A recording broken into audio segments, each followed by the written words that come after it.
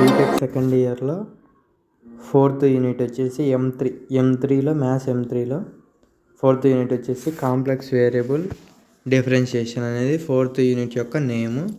దాంట్లో ఫస్ట్ మనం ఇంట్రడక్షన్ చూసుకుందాం. What is Cauchy's Riemann equation అంటే దాన్ని సింపుల్గా CR ఈక్వేషన్స్ అంటే ఏందో చూద్దాం.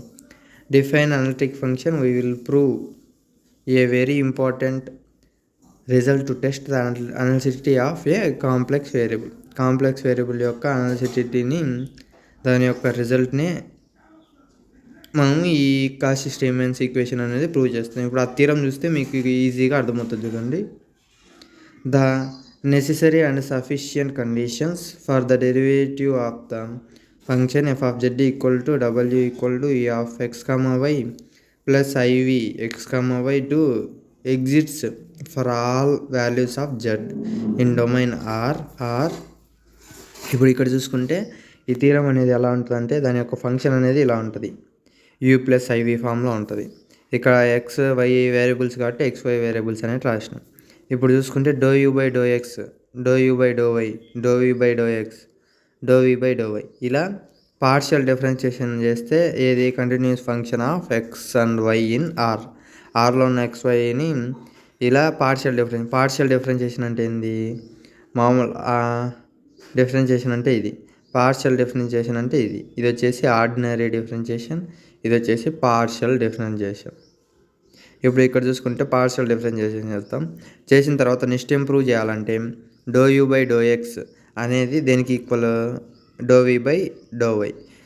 ఈ do u by do y వచ్చేసి equal to minus do v by do x అనే దానికి equal.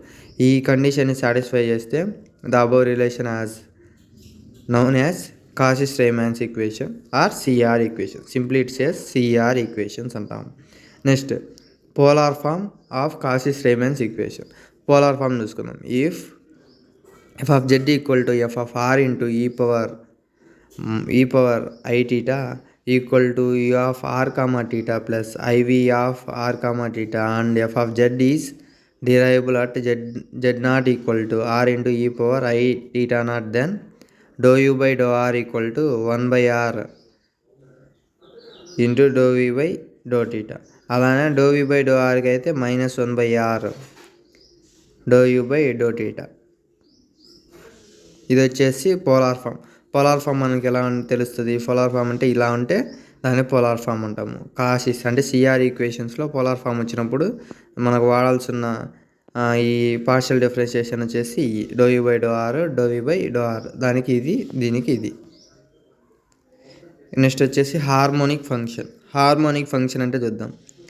Theorem if f of z equal to u plus iv, ఇక్కడ ఎక్స్ వై అనేటి వేరియబుల్స్ కాబట్టి ఎక్స్ వై వేరియబుల్స్ రాస్తాం. Is analytic in domain D, then u and v satisfy Laplace equations do square u del square u equal to do square u by do x square plus do square u by do y square equal to 0.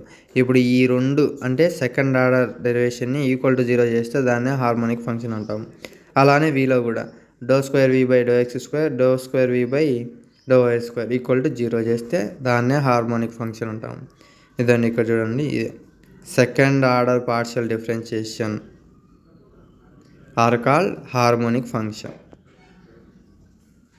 Next conjugate harmonic function అంటే చూద్దాం.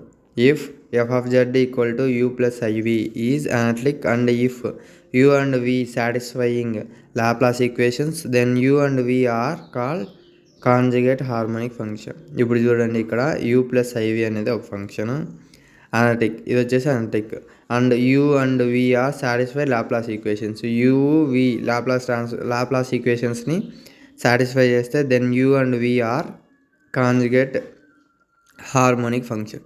ఇప్పుడు for example నేను ఇక్కడ ఒక person, ఈ పర్సన్కి conjugate ఎక్కడ ఉంటాడు, దానికి ఆపోజిట్లో ఉంటాడు. ఇక్కడ ఒక పర్సన్, ఇది అంటే ఇక్కడ u అనుకుంటే ఇక్కడ v అనేది కాంజుగేట్. దీన్నే కాంజుగేట్ హార్మోనిక్ ఫంక్షన్ అంటాము. దీని యొక్క ఇంట్రడక్షన్ అనేది ఇది. ఈ వీడియో చూడండి, నెక్స్ట్ వీడియోలోకి ఎవరు వెళ్ళొద్దు. ఈ video is very important. Thank you. Please like and subscribe my channel. Thank you.